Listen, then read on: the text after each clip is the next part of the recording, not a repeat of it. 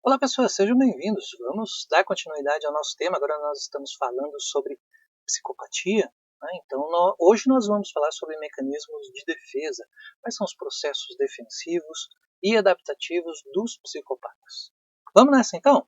Vamos lá. Bom, o primeiro ponto a se falar é que os mecanismos de defesa mais utilizados pelos psicopatas são o controle onipotente, a dissociação, a identificação projetiva e o acting out. Só que dentre todos esses, qual predomina é o próprio controle onipotente, já que os psicopatas são considerados pessoas manipuladoras. Esse controle onipotente acaba protegendo essa pessoa com personalidade psicopata da vergonha e também faz com que a sua perversão sexual seja disfarçada. Então ele consegue mascarar bem o seu comportamento. Normalmente eles possuem uma falta de apego primário e costumam reduzir o valor das outras pessoas, demonstrando seu poder. Muitos antissociais, psicopatas, sempre que eu me referir aqui a antissociais, estamos falando da psicopatia, se vangloriam aí por suas conquistas, pois isso indica o poder, podendo até incluir mentiras no meio da história para poder impressionar a outra pessoa. E tudo isso é autoconsciente. Nesse caso, quando a gente fala de psicopatia, não há ato inconsciente. Tá? E por isso que eles não sentem vergonha de contar estas mentiras, porque o controle onipotente acaba protegendo. Eles querem que seus crimes mais extremos sejam reconhecidos, sejam descobertos, porque isso dá uma sensação de poder diante das outras pessoas. Os menores não impressionam, porque pode demonstrar fraqueza, pode demonstrar fragilidade diante de outras situações. Então eles se vangloriam, inclusive, dos seus próprios crimes. E quando a gente fala de outras personalidades, há uma diferença em relação à psicopatia. Vamos trazer aqui, por exemplo, a histeria e o borderline.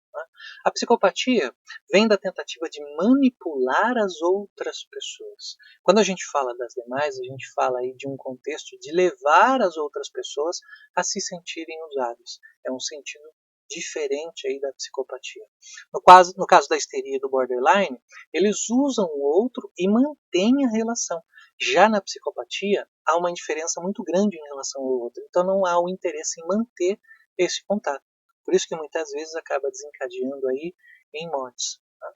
Como há uma relação da psicopatia com os hormônios também, com os neurotransmissores, alguns estudos indicam que pode haver uma possibilidade de tratamento maior com o passar do tempo, quando eles se tornam mais velhos. Por quê? Porque justamente em relação aos hormônios, começa a haver uma redução da quantidade em seu corpo.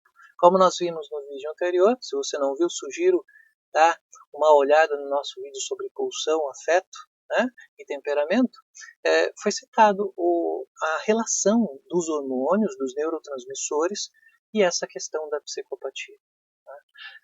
Essa redução de hormônio reduz também a pressão que o psicopata sente por realizar certos impulsos, e isso pode favorecer aí o seu tratamento. Mas isso não quer dizer que a psicopatia vai ser eliminada, pois não há qualquer tratamento que elimine a psicopatia de vez. Uma das prerrogativas de que a psicopatia seria maior entre homens do que entre mulheres começam pelo fato de que as mulheres lidam muito mais cedo com essas questões hormonais. Elas vão enfrentar seus desafios emocionais no seu desenvolvimento e os homens não passam. E isso torna muito mais iminente esses conflitos muito mais cedo, o que leva as mulheres a ter um controle melhor de suas emoções. Mas o que também não quer dizer que não existam mulheres psicopatas. Quando a gente fala da identificação projetiva, a gente está falando dessa ação do psicopata que nós devemos levar em conta a dificuldade de se expressar. Então, como eles sentem essa dificuldade de demonstrar esses sentimentos, eles agem de uma forma muito agressiva, muitas vezes, para trazerem esses sentimentos à tona, para trazer essa perversão à tona, provocando isso um certo pavor nas outras pessoas. Então existe esse desejo de se expressarem, mas através de ações. Então eles identificam, criam uma identificação e depois projetam todo esse sentimento nas outras pessoas que tomaram conhecimento dos seus casos. Já quando a gente fala da dissociação, ela pode vir de um simples minimizar o ato, minimizar o erro, até uma extrema amnésia totalmente desconectada daquela pessoa em si. Além disso, pode haver ainda o repúdio da autoridade de um crime, de dizer assim que de forma alguma faria esse crime. Exemplo disso do nosso cotidiano, inclusive, é um agressor que diz que teve uma pequena desavença, mas que depois perdeu a cabeça de vez, não sabia mais o que estava fazendo, por isso que cometeu determinado ato. Né? É uma tentativa de minimizar esse processo. O psicopata ele passa a ser tão manipulador que torna difícil, às vezes, perceber se está ocorrendo uma dissociação ou se é uma evasão em relação ao crime cometido.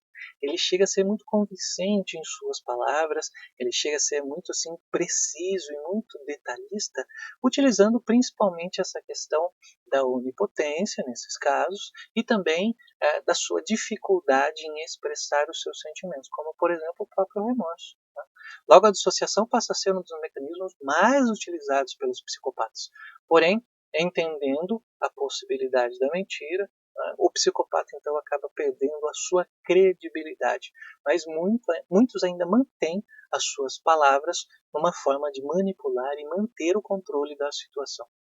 Quando a gente fala do acting out, isso está relacionado à questão da autoestima, uma vez que ela não é aumentada com a atuação, já que eles têm essa dificuldade de sentir.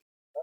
Alguns autores dizem que o psicopata é ansioso, mas como eles colocam em prática o que pensam, essa ansiedade acaba sendo aí reduzida, ela se desfaz. Outros autores já alegam que a ansiedade na psicopatia não existe, que isso não tem sentido, uma vez que eles não sentem medo, não sentem tristeza, né? E esses índices de tristeza e medo são muito inferiores em relação a outras pessoas. Né? E, então elas não têm essa relação essa sensação de espanto, essa relação de se sentirem emocionados diante de uma situação. Tá? Porém, as pessoas que possuem uma personalidade antissocial mais leve, são aquelas de grau muito mais leve, né? Elas podem demonstrar uma ansiedade, o que acaba então ajudando aí no tratamento. O estudo de caso que nós vamos falar hoje é do Ted Bundy, é um dos maiores serial killers da história, um dos mais famosos, e que está muito ligado a essa questão de se defender, né, de trazer os mecanismos de defesa. Ele, perante a sociedade, se portava como uma pessoa exemplar.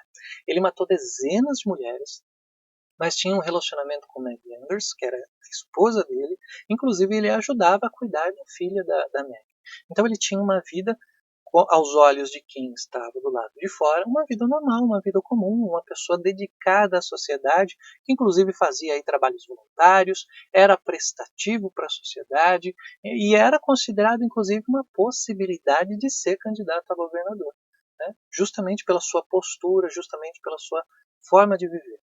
Ele costumava buscar vítimas assim universitárias, né, que tinham características muito parecidas com as da sua mãe.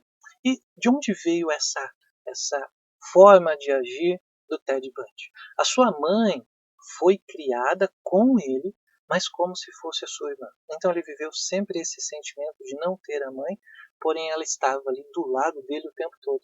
E quando ele ficou sabendo de tudo isso, despertou o seu ódio, o que levou então a se tornar um serial killer, um psicopata. Ele estrangulava as vítimas, né, olhava nos olhos da vítima e depois desmembrava os corpos com uma serra. Né, e cortava suas cabeças, inclusive, que era uma forma de se expressar em relação à sua própria mãe. Ele atraía as vítimas para o seu carro, ele pedia ajuda com livros ou o que fosse, empurrava a vítima para dentro do carro.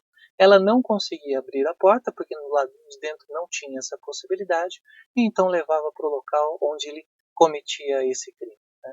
As pessoas viam o Ted como um cidadão de bem, uma pessoa muito benquista. Ele era visto assim como um cara elegante, um cara bonito diante da sociedade, e alguns nem acreditavam que ele poderia ser esse serial killer. E no seu julgamento ele confessou aí ter matado 11 mulheres, porém há uma possibilidade de ter sido muito mais do que apenas 11 mulheres. Ele foi eletrocutado aos 42 anos, em 1989, e que inclusive quem acionou a chave da cadeira elétrica foi uma das pessoas que conseguiu fugir, né, do seu crime. Então, esta pessoa que conseguiu fugir foi quem acionou aí a chave para a cadeira elétrica em que o Ted Bundy foi então executado. Esse é o vídeo de hoje, esse é o nosso estudo de caso de hoje, espero que te ajude e até a próxima.